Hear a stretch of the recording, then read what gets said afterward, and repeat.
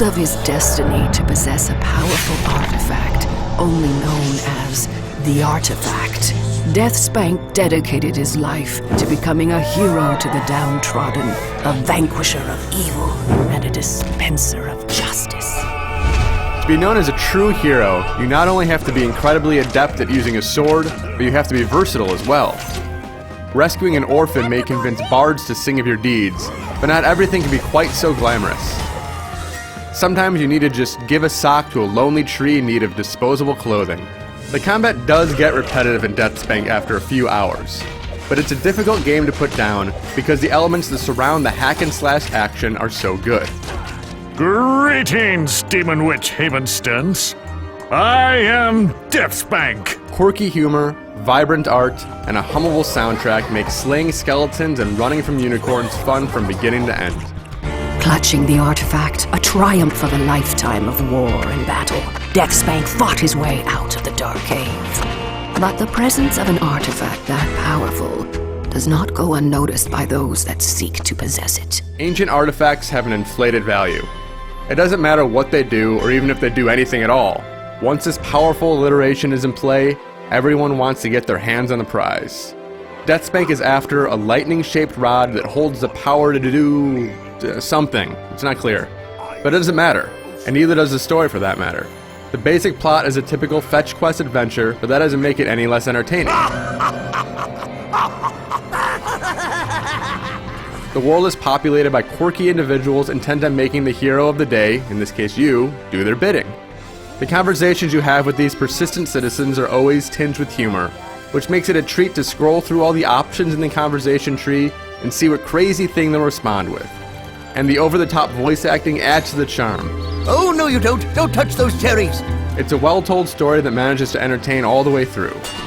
When you're not chatting with the locals, you're more than likely chopping up the wildlife. The objectives vary between fetch quests, kill missions, and a few puzzles thrown in for good measure, but most of the time you'll be slaying the scoundrels who stand in your path. You have 8 hot buttons to map weapons, magic, and items to, which gives you a fair bit of versatility in how you want to equip your fighter. Stringing together combos with various swords, axes, and crossbows boosts their damage, so mixing and matching until you find a deadly formula is part of the fun. Combat is generally slanted toward melee because swords are so much stronger than bows and arrows, but there are still some helpful magic spells and buffs to cast to make sure things stay interesting. However, aside from which weapon you want to use, there isn't much strategy in combat. Although you can block in battle, the best tactic is often to just run around hacking at everything in sight and healing when your health gets low.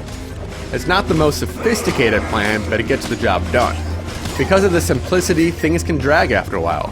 There are only so many ways to kill a swamp donkey before you start to just go through the motions. At least Deathspank can be challenging, especially in the beginning. Most of your quests are optional, and if you ignore these completely and try to get the main objectives done, you won't be strong enough to emerge victorious from a tricky fight. Getting your butt beaten down a few times forces you to think things through before rushing in, but the best strategy is just to do the side missions first. These not only prepare you for the harder fights, but are fun as well. Loot is also a motivator, but it's not quite as entertaining as it can be in other games. You can make sure the game immediately equips the best armor as soon as you pick something good up, so there's little need to fuss around in the menu to don the best protection for a fight. Leveling up is also stripped down so much that it barely plays a part at all. You automatically gain points in health, defense, and other categories every time you earn enough experience points. The only option you have is what stat boost you want, such as an increase to melee damage or walking speed. And this choice is merely for show. By the end of the game, you unlock all of these boosts, so your only choice is which one you want to access first. Sparkles the Wizard. The cooperative play is also stripped. A second player can jump in at any time on the same console, but they play as the googly-eyed Sparkles the Wizard instead of a unique hero of their own. Sparkles doesn't have any armor to worry about or even his own life bar, so co-op play is just a way to increase your fighting power in a jiffy. Looks like a unicorn has been nibbling on this turnip. Even with the stripped co-op and leveling, Deathspank is still loads of fun. The cartoony world is a joy to traverse, and there are so many objectives to complete that it will take quite a few hours to see everything this game has to offer. Deathspank is an easy game to pick up for just a few minutes, but before you realize it, a few hours will have flown by and you still won't understand the mystery of the purple thong. This isn't all the orphans, is it? I might have missed one or two.